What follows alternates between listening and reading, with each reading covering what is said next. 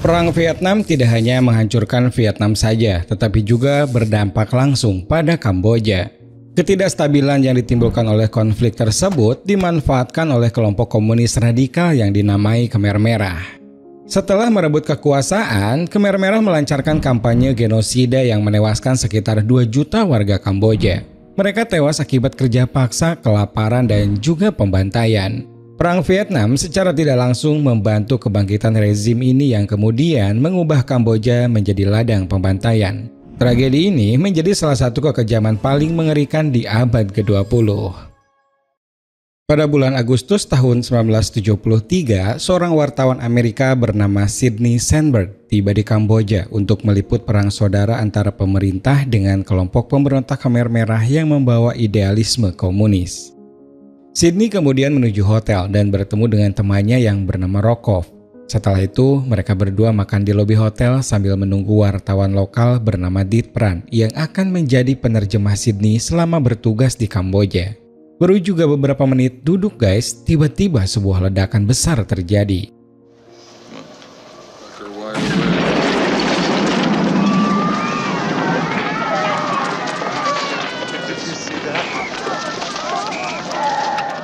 Di tengah kekacauan itu, Pran datang lalu mengabarkan kalau di desa kecil bernama Naklung juga terjadi insiden ledakan yang menewaskan banyak korban jiwa. Menurut salah satu sumber Pran, ledakan tersebut berasal dari bom Amerika. Untuk mengkonfirmasi informasi tersebut, Sid dan Pran mendatangi pangkalan militer Amerika dan menanyakannya langsung kepada seorang mayor bernama Reeves. Namun Sidney harus kecewa karena Reeves menolak berkomentar dan tak mau membahas apapun mengenai ledakan yang terjadi di Naklung. John Berg, that's a rumor. Now I'm not going to comment on a rumor. No comment.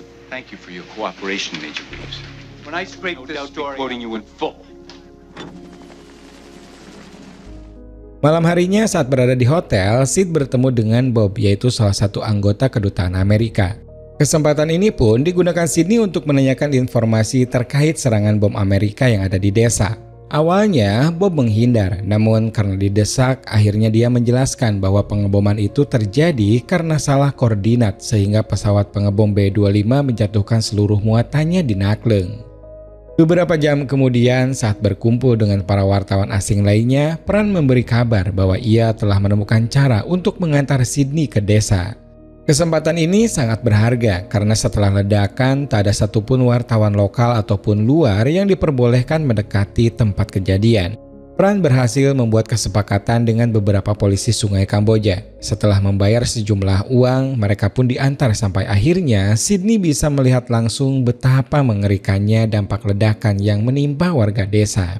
Hampir seluruhnya rata dengan tanah, bahkan 24 jam setelah bom meledak masih banyak korban yang terlantar dan hanya bisa dirawat di tenda-tenda darurat. Saat sedang fokus mewawancarai warga, tak jauh dari Sidney datang mobil tentara Kamboja yang membawa 2 pemberontak Khmer Merah. Keduanya adalah pelaku pembunuhan sadis dan akan dieksekusi di hadapan para warga. Insting wartawan Sidney langsung berusaha memfoto momen tersebut. Namun sayang, Sid malah ditangkap dan dibawa ke markas militer.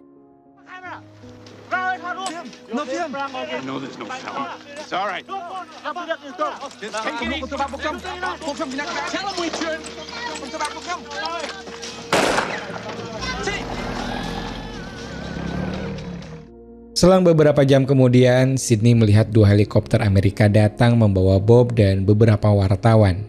Melihat momen ini, Sidney sudah paham kalau pihak Amerika berusaha mengontrol para wartawan agar tidak memberitakan hal-hal yang merusak nama baik pemerintahan Amerika.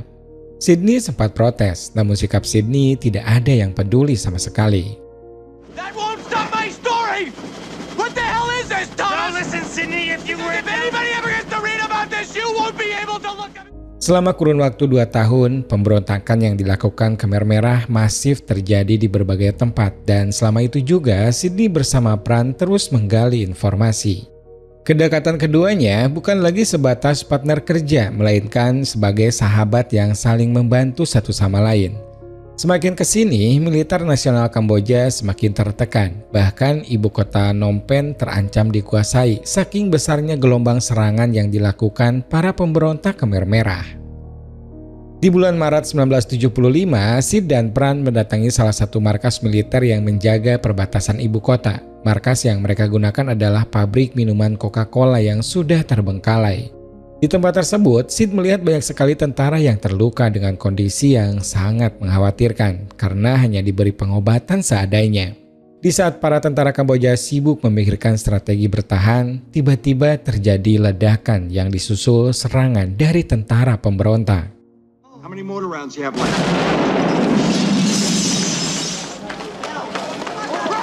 Get your ass out of here! Get out of here! Come on, let's get him out of here! Mines!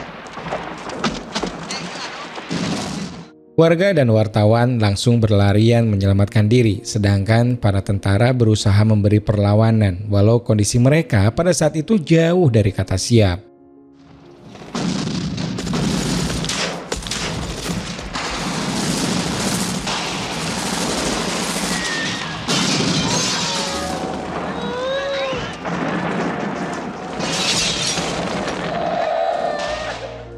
Serangan serentak yang terjadi di setiap sudut kota membuat lebih dari 2 juta warga Kamboja mengungsi ke ibu kota Phnom Penh dan memenuhi kantor-kantor pemerintahan termasuk hotel-hotel. Pemandangan hotel yang tadinya nyaman dan tenang kini penuh sesak oleh para pengungsi yang kebingungan harus kemana lagi menyelamatkan diri. Pagi harinya, Sydney bisa melihat dengan jelas serangan para pemberontak semakin menusuk ke ibu kota. Serangan yang tak pernah berhenti ini membuat kedutaan Amerika memutuskan untuk mengevakuasi seluruh staf dan seluruh ekspatriat dari Amerika yang berada di Kamboja. Di momen ini, Sydney menemui Bob dan mendaftarkan Pran beserta keluarganya agar diikutsertakan dalam proses evakuasi. Pada bulan April 1975, tibalah saatnya proses evakuasi yang bertempat di kedutaan Amerika. Sejak pagi, gerbang kedutaan sudah ramai didatangi para ekspatriat dan warga Kamboja yang akan dievakuasi. Di tengah ramainya orang-orang yang berdesakan, Pran dan keluarganya datang. Lalu mereka diantar oleh Sydney ke halaman belakang tempat di mana helikopter penjemputan mendarat. Di luar dugaan, Pran memutuskan akan tetap tinggal menemani Sydney dan melepaskan keluarganya berangkat lebih dulu. Keputusan ini tentu saja sangat berat, namun Pran juga tak bisa membiarkan sahabatnya berjuang sendirian.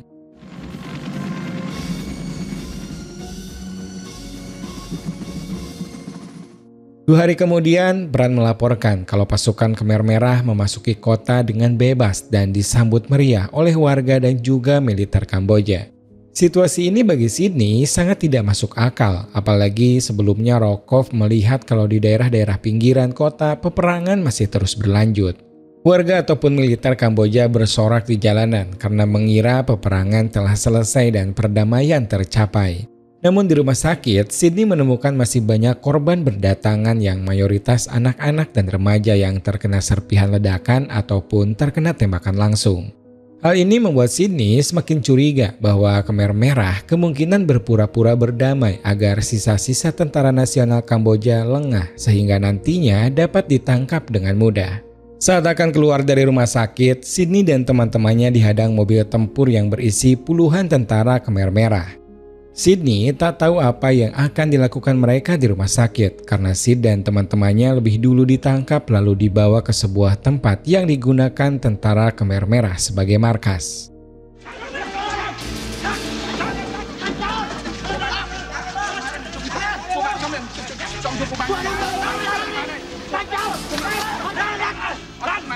Alright.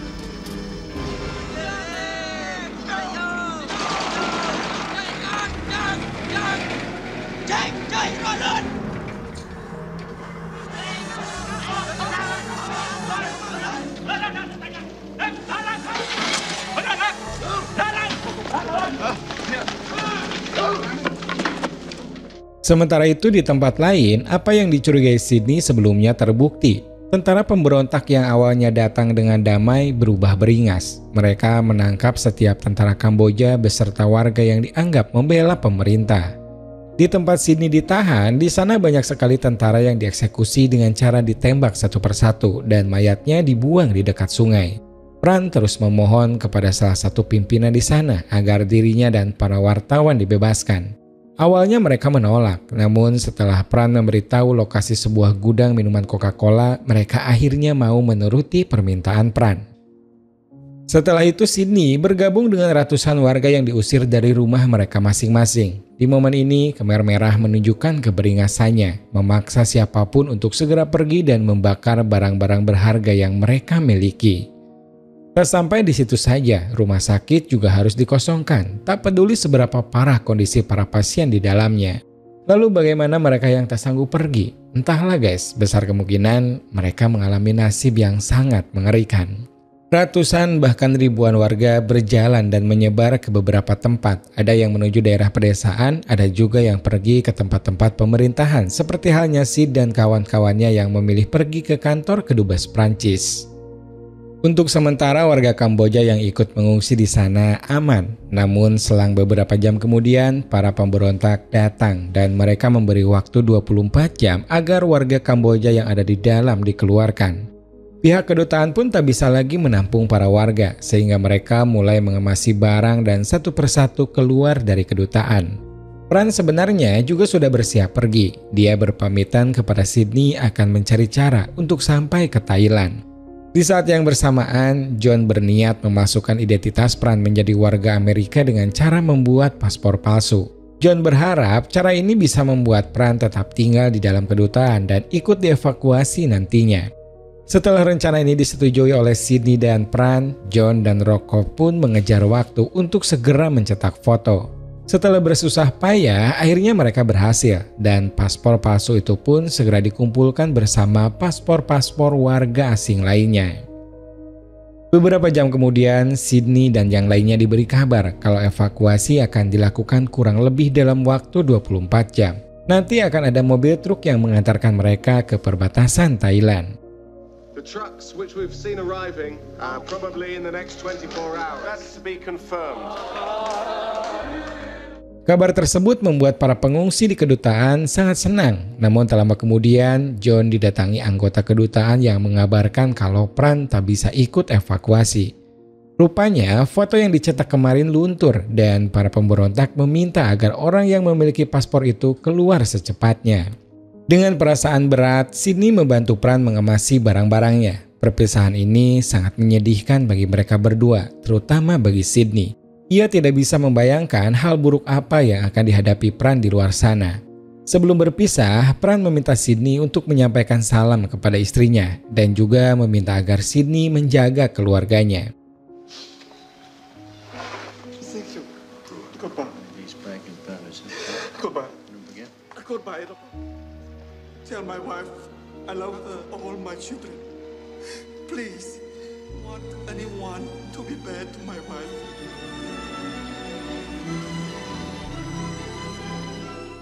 Semenjak sampai di Amerika pada akhir April 1975, Sydney terus berusaha mencari keberadaan Pran dengan cara mengirim ratusan surat ke berbagai palang merah yang tersebar di Kamboja.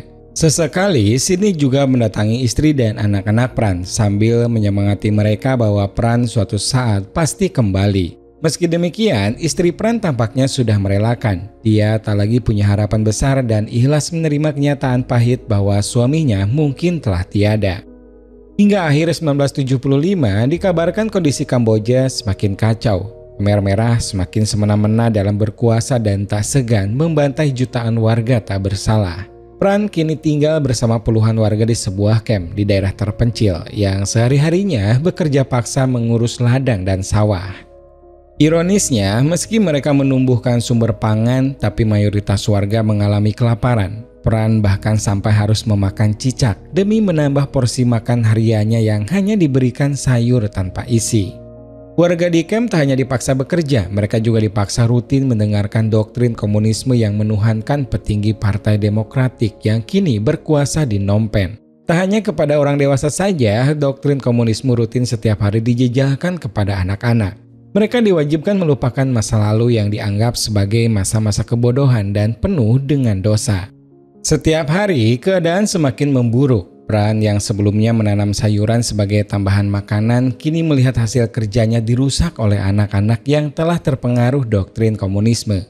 Mereka tanpa ragu menghancurkan tanaman-tanaman itu dan tidak ada sedikit pun rasa hormat atau kepedulian yang terlihat. Mata dan sikap mereka hanya memancarkan kebencian. Selama di camp, Pran merasa diam 1000 bahasa adalah cara terbaik untuk bertahan. Hal ini karena setiap orang yang mempunyai pendidikan atau sebelumnya mempunyai pekerjaan bagus akan dieksekusi. We must be like the ox, but we must not grow food. We must honor the comrade by the past. Suatu hari Pran tertangkap saat akan mencuri air minum di kandang sapi. Tindakannya tersebut membuat Pran dihajar habis-habisan dan hampir dipenggal di daerah pesawahan. Beruntung eksekusi itu dibatalkan berkat seorang pemuda yang ternyata pernah berbicara dengan Pran di masa sebelum peperangan. Setelah beberapa hari dibiarkan kelaparan dan kehujanan dengan posisi terikat, Pran akhirnya diperbolehkan kembali ke camp dan melanjutkan rutinitasnya seperti biasa lagi. Di momen ini, Pran yang sudah tak tahan dengan kerja paksa memutuskan untuk kabur di sela-sela makan siang. Dia menyelinap perlahan melewati sungai. Ketika merasa sudah jauh, dia berlari ke daerah hutan. Pran terus berlari mengikuti instingnya untuk pergi sejauh mungkin dari camp. Saat hampir sore, ia memasuki daerah rawa dan Pran sangat terkejut saat ia terpeleset ke dalam lubang yang penuh dengan tumpukan tengkorak. Pran baru menyadari kalau tempatnya dia berdiri adalah ladang pembuangan mayat-mayat yang sebelumnya menjadi tahanan di camp. Pada tahun 1976, Sydney mendapatkan penghargaan sebagai jurnalis terbaik. Hal ini berkat liputan mendalam tentang perang saudara di Kamboja. Dalam pidatonya, Sid menegaskan kalau semua itu tak bisa dicapai tanpa bantuan Dit Pran yang kini masih hilang. Setelah acara selesai, Rokov menyindir Sydney dengan menyebutnya sengaja meninggalkan Pran demi penghargaan yang baru saja dia terima. Sydney pun menegaskan kalau dia selalu mencari cara untuk menemukan Pran dan tak pernah memaksa Pran agar tinggal di Kamboja meninggalkan istrinya. Walau begitu, perkataan Rokov membuat Sid sedih. Ia sangat merasa bersalah karena waktu itu kenapa tak memaksa Pran pergi bersama istrinya.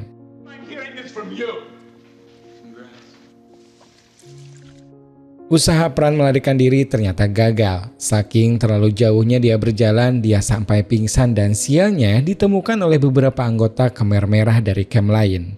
Tapi ada untungnya, Pran ditemukan oleh orang yang masih punya belas kasihan dan kurang begitu setuju dengan sikap tentara Khmer Merah yang membantai warga Kamboja. Pran diperlakukan lebih manusiawi. Dia dijadikan pembantu oleh salah satu petinggi camp bernama Pat. Selain mengurus rumah, Pran juga ditugaskan menjaga dan merawat anak Pat yang bernama Omi. Pada suatu malam, saat menghidangkan makanan, Pran tiba-tiba diajak berkomunikasi dengan bahasa Prancis. Pran harus menahan ekspresi wajahnya sehingga tak ada yang curiga sebenarnya dia paham. Malam itu, Pran lolos, namun di suatu malam Pran tertangkap basah saat diam-diam mendengarkan radio bahasa Inggris.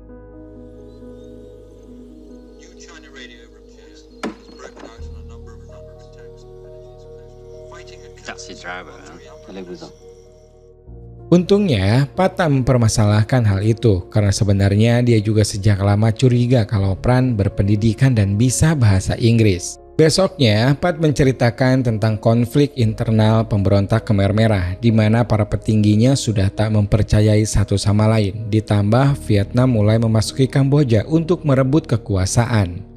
Merasa kekuasaan Khmer Merah sebentar lagi akan jatuh, Pat memohon agar Pran merawat dan melindungi Omi.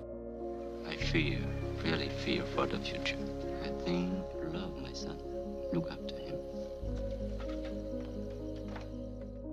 Pada suatu hari, saat camp mulai diserang pesawat Vietnam, Pran diberi sebuah berkas yang berisi sejumlah uang, foto, serta peta yang menunjukkan jalan menuju perbatasan Thailand. Setelah serangan dari Vietnam kemarin, para petinggi Khmer Merah memutuskan pindah ke daerah hutan. Di momen ini guys, banyak sekali warga Kamboja dibantai karena dianggap tak berguna. Melihat setiap harinya pembantaian terus terjadi, Pat mencoba menghentikannya. Namun sayang, dia malah dibunuh temannya sendiri.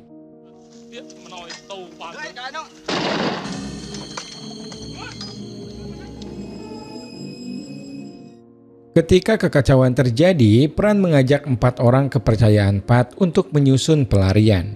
Di saat yang bersamaan, pasukan Vietnam satu persatu berdatangan untuk menyerang setiap kamp persembunyian Khmer Merah.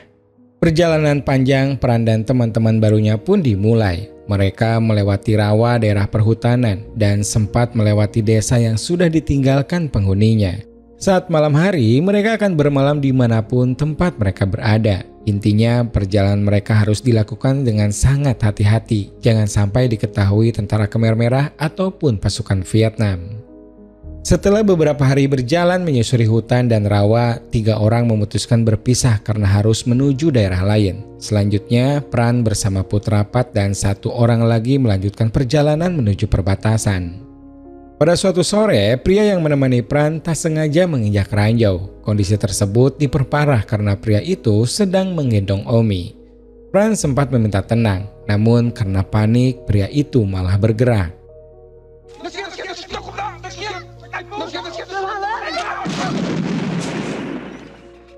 Pran membawa Omi segera pergi karena takutnya ledakan tersebut memicu para tentara datang ke sana. Awalnya Omi masih bernafas, namun selang beberapa menit kemudian Omi sudah tak bergerak lagi. Ketika sudah jauh dari hutan, Pran menguburkan jasad Omi dan membakar pakaiannya sebagai tanda penghormatan. Pran kemudian melanjutkan perjalanan seorang diri. Dia terus menyusuri hutan dan tebing sesuai dengan petunjuk dalam peta. Setelah berjalan beberapa hari, Pran akhirnya berhasil menemukan kamp Palang Merah yang berada di perbatasan Kamboja, Thailand. Tak lama setelah itu, Sydney mendapatkan kabar kalau Pran selamat. Dia langsung menelpon istri Pran dan memberitahu bosnya kalau Pran sudah ditemukan. Di hari itu juga, Sydney terbang menuju Thailand dan langsung mendatangi kamp Palang Merah yang menampung Pran. 2 hari kemudian, Pran dipanggil dan diberitahu kalau ada orang Amerika yang mencarinya. Awalnya Pran tak mengira orang itu adalah Sydney, sahabatnya.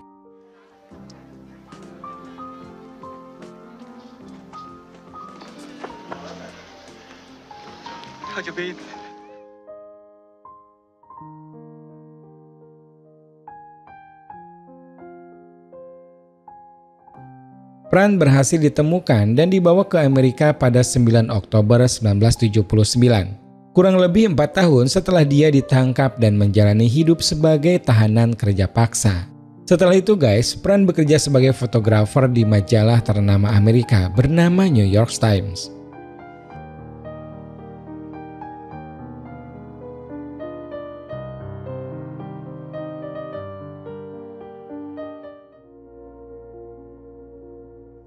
Dari film ini, kita bisa belajar banyak dari Sydney. Salah satunya menjadi seseorang yang totalitas dalam bekerja dan fokus untuk menyuarakan kebenaran. Nilai-nilai moral yang bisa diambil dari Dit Pran adalah dia sosok yang jujur, setia dan juga pekerja keras.